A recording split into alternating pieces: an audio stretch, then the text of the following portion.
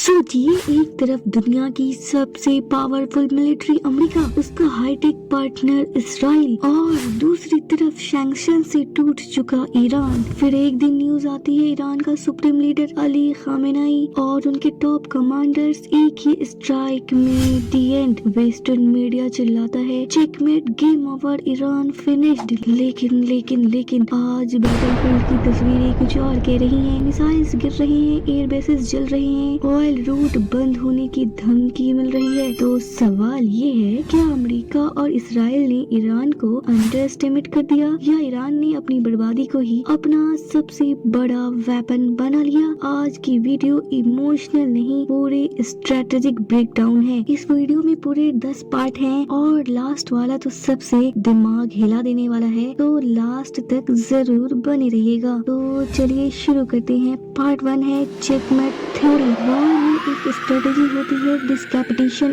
Strike, मतलब leader को हटा दो, कमांड चेन तोड़ दो, सिस्टम खुद गिर जाएगा। ऑपरेशन एपिक फरी में एग्जैक्टली यही हुआ। 28 फरवरी 2026 अमेरिका और इसराइल ने मिलकर ऑपरेशन एपिक फरी लॉन्च किया। टारगेट ईरान की टॉप लीडरशिप और मिलिट्री कमांड स्ट्रक्चर। रिपोर्ट्स आई कि अली खामेनेई और उनके टॉप कमांडर्स एक ही कॉम्प्लेक्स में एलिमिनेट कर दिए गए हैं। वेस्टर्न एनालिस्ट ने बोला supreme leader eliminate, top commanders eliminate, क्रांतिकारी गॉड्स का कोर लीडरशिप डिस्ट्रॉय हो गया है। वर्ल्ड ने अज्यूम कर लिया ईरान कोलैप्स करेगा, लेकिन हिस्ट्री क्या कहती है? कभी कभी सर कटने से बॉडी नहीं गिरती, बॉडी और डेंजरस हो जाती है। पार्ट 2 ईरान का अनएक्सपेक्टेड काउंटर। अमेरिका के ऑपरेशन का ईरान ने फौरन जवाब दिया। ऑपरेशन ट्रूथफुल प्रॉमिस 4 से ईरान की क्रांतिकारी गार्ड ने क्लेम किया कि उनकी मिसाइल्स ने इजरायली पीएम ऑफिस के पास स्ट्राइक किया है, एयर बेसिस जैसे नेवाटीम को टारगेट किया है। 500 प्लस मिसाइल्स और ड्रोन्स का सैचुरेशन अटैक हुआ है, लेकिन इसराइल ने क्लेम्स को डिनाई कर दिया। लेकिन दोस्तों, वॉर में प्रोपेगेंडा दोनों तरफ से होता है और वॉर में परसेप्शन भी वेपन होता है। तो जो विजिबल था वो था आयरन डोम मल्टीपल जगह ओवरवेल्म होते दिखा, मिसाइलें ग्राउंड तक पहुंची हैं और एक चीज क्लियर थी, ईरान ने मैसेज दिया, हम खत्म नहीं हुए हैं। पार्ट 3 अमेरिका का साइकोलॉजिकल शॉक। सबसे controversial claim, Kuwait Iraq border के पास अमेरिका की F-15 स्ट्राइक ईगल्स क्रैश हुए हैं। अमेरिका का कहना है ये फ्रेंडली फायर या टेक्निकल फॉल्ट हो सकता है, लेकिन ईरान का कहना है ये हमारी सक्सेस है। सच बैटलफील्ड में धुंधला होता है, लेकिन सिंबॉलिकली क्या हुआ? अमेरिका की एयर सुपरियोरिटी की इमेज पर सवाल उठ गया। अमेरिका के अनटचेबल एयर पावर इमेज पर क्रैक लगा और वार में इमेज भी एक शील्ड होती है। पार्ट 4 सबसे dangerous move, straight of Hormuz. अब असली गेम यहाँ है। ईरान ने सिग्नल दिया है अगर प्रेशर बढ़ा तो स्ट्रेट ऑफ हॉर्मुज बंद हो सकता है। ये है दुनिया की सबसे important oil checkpoint. 20% global oil यहीं से गुजरता है और अगर ये बंद हुआ तो ऑयल प्राइसेस एक्सप्लोड होंगे, ग्लोबल इकोनॉमी शॉक होगी, इंडिया जैसे देश डायरेक्ट इम्पैक्ट पड़ेगा। ये होता है डेड हैंड स्ट्रेटेजी, मतलब मैं डूबूंगा तो सबको साथ ले जाऊंगा। ये डायरेक्ट मिलिट्री वॉर नहीं, इकोनॉमिक न्यूक्लियर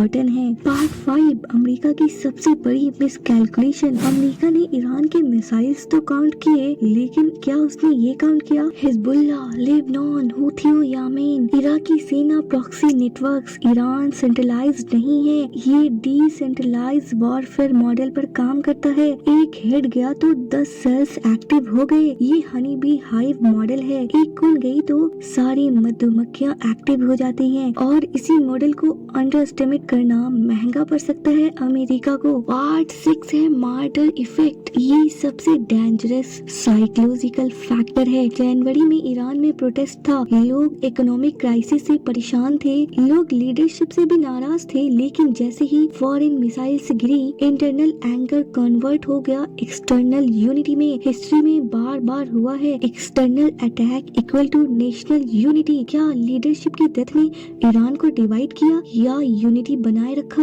अगर यूनाइट किया तो ये लॉन्ग वार बन सकता है। पार्ट 7, रशिया और चाइना का साइलेंट एंगल। प्रूफ तो नहीं है लेकिन अनुमान लगाया जा रहा है कि real time satellite data, electronic warfare tech, drone upgraded, cheap drones का एडवांस डिफेंस को कंफ्यूज करना कॉन्सिडेंस भी हो सकता है या स्ट्रेटेजिक सपोर्ट भी। पार्ट 8 है ये वॉर कौन जीतेगा। क्लियर बात है, मिलिट्री स्ट्रेंथ में अमेरिका इस्राइल आगे है, लेकिन वॉर सिर्फ स्ट्रेंथ से नहीं जीती जाती। वॉर जीती जाती है सहनशीलता से, इकोनॉमिक कैपेसिटी से, political will say, public support से। और अगर ये वॉर लंबा चला तो ग्लोबल सिस्टम शिफ्ट हो सकता है, रशिया यूक्रेन मॉडल रिपीट हो सकता है। पार्ट 9, चेकमेट या ट्रैप। ये वॉर स्टिल इक्वल नहीं है, लेकिन क्वेश्चन है एट व्हाट कॉस्ट। अगर वॉर 6 महीने चला, 1 साल चला या रशिया यूक्रेन जैसा लॉन्ग वॉर बन गया तो क्या होगा? क्योंकि चेकमेट तब होता है जब लोग पीछे हटते हैं, मूव नहीं करते हैं, लेकिन ईरान अभी मूव कर रहा है। अमेरिका सोच रहा था quick strike, regime collapse, game over, लेकिन अब सिचुएशन ये है आगे बढ़ो तो लॉन्ग वॉर का रिस्क, पीछे हटो तो वीक इमेज। ये स्ट्रेटेजिक ट्रैप भी हो सकता है। तो क्या अमेरिका और इसराइल ने ईरान को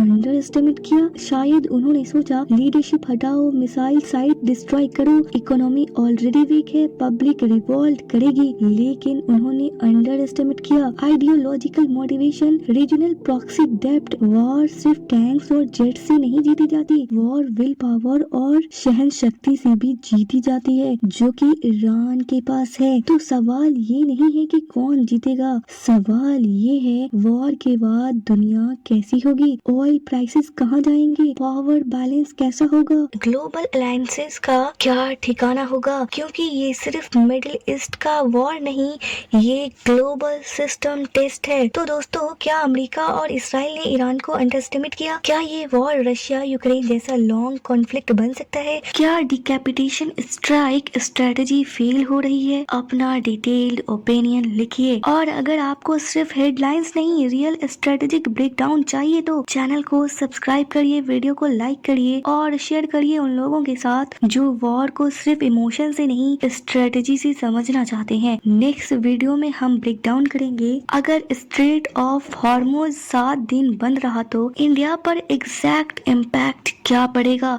स्टे अवेयर।